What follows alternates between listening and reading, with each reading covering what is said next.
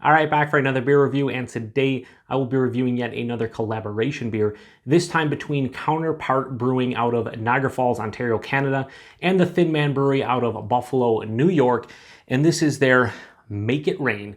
So this is a New England-style IPA that comes in at 7% alcohol by volume, no IBUs listed in time of review. This can is exactly 6 days old, and I want to give a huge thanks and a shout out to a couple good friends of mine, Sean and Ryan, for hooking me up with this one.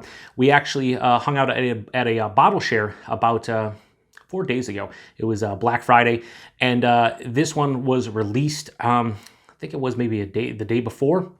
Maybe it was on Black Friday. I don't remember what day it was, but I asked Sean to grab me a couple cans, and when they both showed up at the bottle share, Sean and Ryan, they each had, I think, a couple 4-packs, and I grabbed one can from each of them, so I'm going to thank both of them. So thank you very much, guys. I do appreciate it.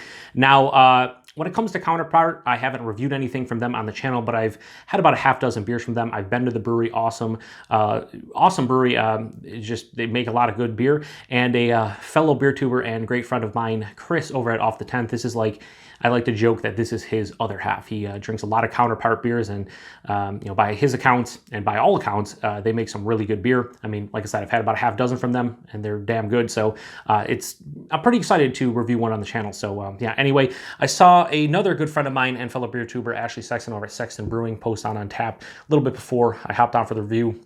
I think he actually had a can of this past weekend, and he was really digging it. And then a little bit before I am reviewing this right now, at the time of this review, Chris just posted his review. So I'll have to watch that after this and see what he thought about it. Anyway, let's crack it open, get in a glass. They're using Vic Secret, Chinook, Cascade, and Columbus hops. So you got 3 old school hops and Vic Secret. Should be interesting.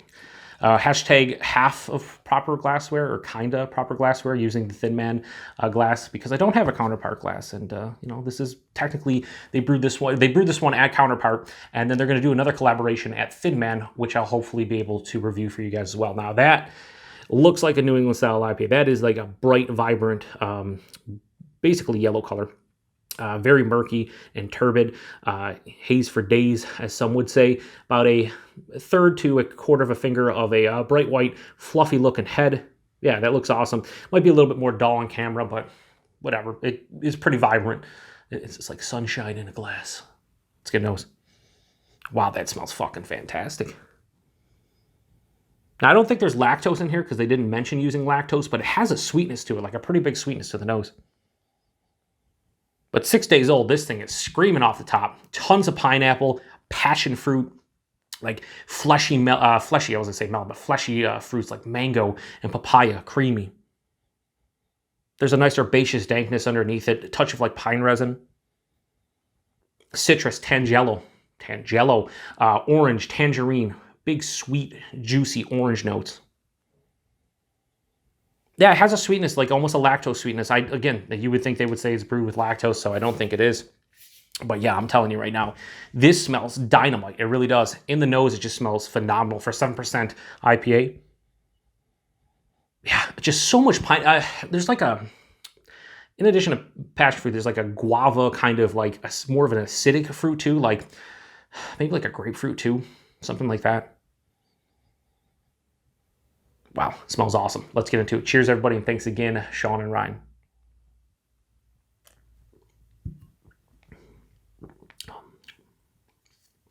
That's tasty. I will say the nose is better than the taste.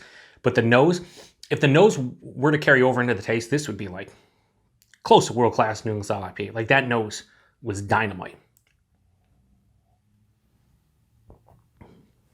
Well, the taste isn't, it's no slouch either.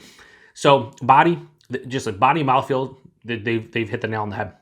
Body is like straight up medium body, right around medium body.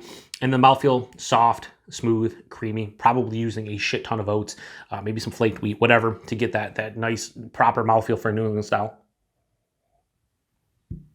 I mean, it's carbonation, but it's like undercarbed on purpose, like a lot of New England style. They're not super crisp and effervescent. So body mouthfeel did a superb job with it. Taste, that pineapple and passion fruit really here up front, but I'm getting more citrus in the taste. A juicy, more of like a tangerine, navel orange type of thing up front, and then I'm getting something like like an orange peel or orange pith kind of bitterness too. Mid palate is where I'm getting this nice over-ripened sweet pineapple, passion fruit, touch of that guava, grapefruit, acidic kind of kick to it. But halfway through the palate, where that pineapple hits and everything, I'm starting to get like a really herbaceous dankness mixing in with like a pine resin. That carries on to the back of the palate, finishes low to moderately bitter, closer to moderately bitter, so this has a nice balance because it is quite sweet up front, but it kind of balances out on the back of the palate with that, we'll say lower side of moderate bitterness. Also has a nice semi-dry to almost full-on dry finish. This doesn't have a ton of residual sweetness, although it is there. I feel like that dryness and that bitterness and those citrus and pine resin tones are really coming from the old school hops. They're using Chinook and Cascade and Columbus, and those are just kind of hitting on the second half of the palate. This is super drinkable. It's really nice. It's super tasty. I mean, the nose was, like I said, world-class amazing. If that would have carried over, this is like a 4.75, 5 out of 5 all day. But it didn't. And I'm not getting like that substantial sweetness. There's no lactose in here as far as I know based on the taste. The nose was just so sweet. I'm thinking, yeah, there's got to be lactose or something in here, and there's not based on the taste. Although, if there is, I wouldn't be surprised, but I don't think there is. So yeah, Make It Rain, collaboration between Counterpart and Thin Man. I'm going to give this a straight 4.25 out of 5. This is a very nice beer. I really like that. This has, to me, like, it's a new school New England-style IPA, but it has enough of like that old school kind of pine, citrus, pith, peel, bitterness, that this is almost like a hybrid for me to some degree. It has everything you kind of want from a New England-style IPA with some additions from like an old school West Coast IPA. So I think this is kind of a hybrid in my opinion. Now, it might not be for some, just my palate, that's kind of where it is. I mean, it leans more towards the New England style. This is like 75-25, but I like it. I like that balance. So yeah, 4.25 out of 5. Really good beer. Price and availability, $5 Canadian for this can.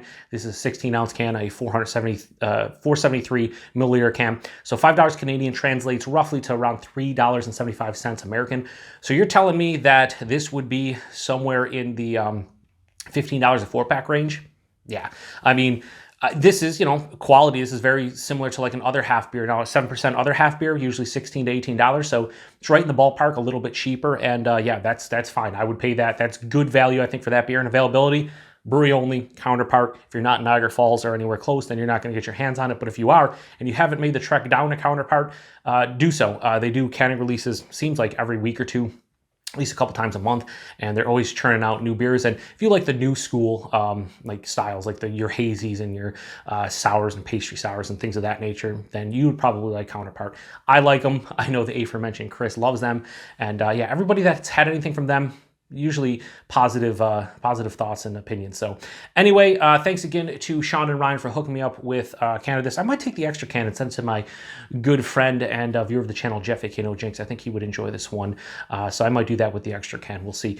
But anyway, once again, thank you to everybody stopping by for another beer review. Oh yeah, the alcohol, a little bit of chest warming at 7%. Really can't taste it on the palate. So that's nice. 7%.